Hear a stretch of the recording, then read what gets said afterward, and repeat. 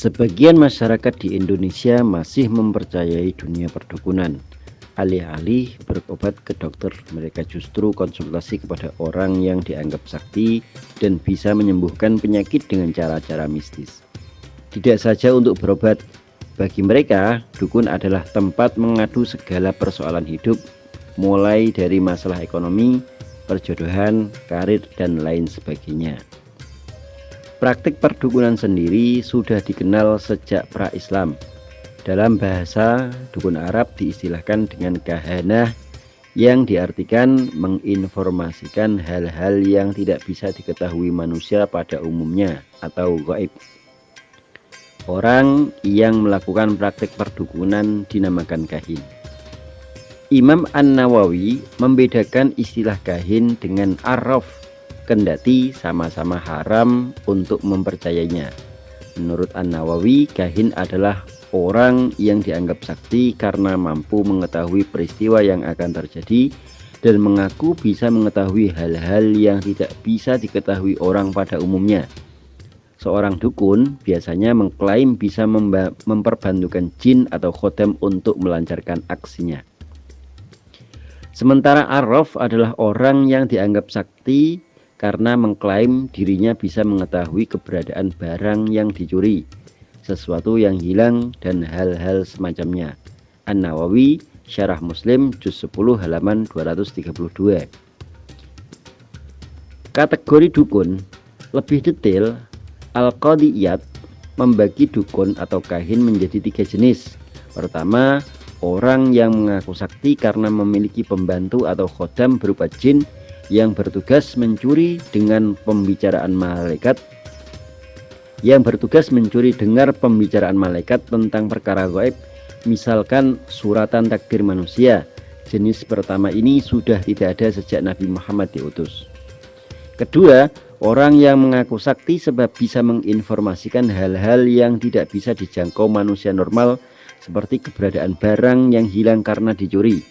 Model yang kedua ini bisa benar dan juga berbohong, tapi kita dilarang untuk mempercayainya. Dukun seperti ini masih banyak ditemukan.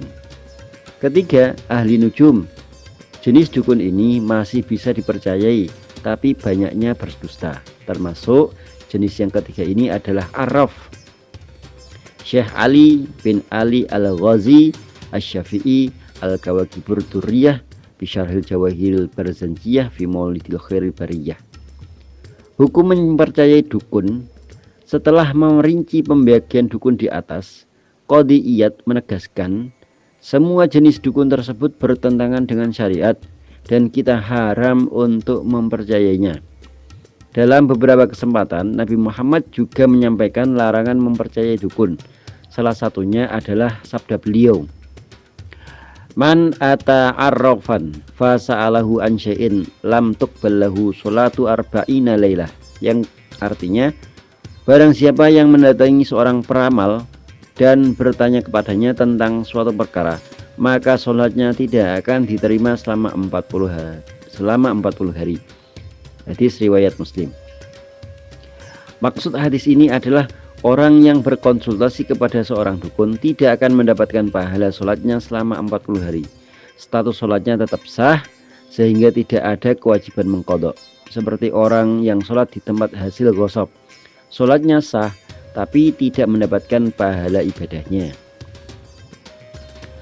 Dalam hadis lain, Nabi Muhammad SAW menyampaikan, orang yang berkonsultasi ke dukun atau peramal kemudian mempercayai ucapannya, maka ia telah dianggap kafir. Rasulullah bersabda, "Man ata kahinan aw arrafan fasaddaqahu bima yaqulu faqad kafara bima unzila ala Muhammadin." Artinya, barang siapa yang mendatangi dukun atau tukang ramal dan dia membenarkan ucapannya, maka dia berarti telah kufur pada Al-Quran yang telah diturunkan kepada Muhammad. Hadis riwayat Ahmad.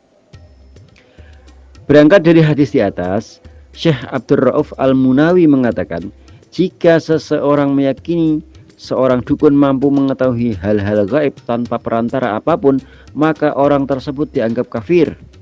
Akan tetapi, Jika ia meyakini pengetahuan dukun tentang perkara gaib tersebut melalui perantara jin yang telah mencuri dengar dari malaikat, maka tidak sampai kafir.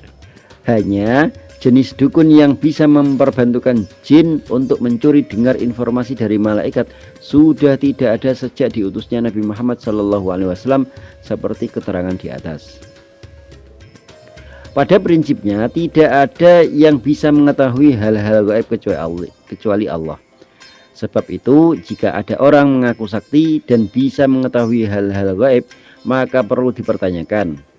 Kendati demikian, Allah juga telah memberi kemampuan kepada orang-orang khusus untuk mengetahui sebagian perkara gaib, seperti para nabi melalui wahyu atau orang-orang soleh melalui ilham. Dalam Al-Quran disebutkan, yang kurang lebih artinya, Dia adalah Tuhan yang mengetahui yang gaib, maka Dia tidak memperlihatkan kepada seorang pun tentang yang gaib itu kecuali kepada Rasul yang diridhoinya. Maka sesungguhnya Dia mengadakan penjaga-penjaga atau malaikat di muka dan di belakangnya. Imam Al-Qurtubi dalam tafsirnya menjelaskan, ayat ini menegaskan bahwa hanya Allah yang bisa mengetahui hal-hal gaib, kecuali orang-orang yang dikehendaki seperti para nabi melalui wahyu atau orang soleh melalui ilham. Simpulannya, sebagai muslim kita haram mempercayai dukun, karena hanya Allah yang bisa mengetahui hal-hal gaib. Jikapun ada orang yang mengaku bisa mengetahui hal gaib, maka perlu dicermati terlebih dahulu kepribadiannya. Apakah dia orang soleh atau orang biasa yang punya kepentingan tertentu? Penting juga dicatat, tidak semua orang soleh juga bisa mendapatkan ilham. Wallahu ta'ala a'lam bishawab.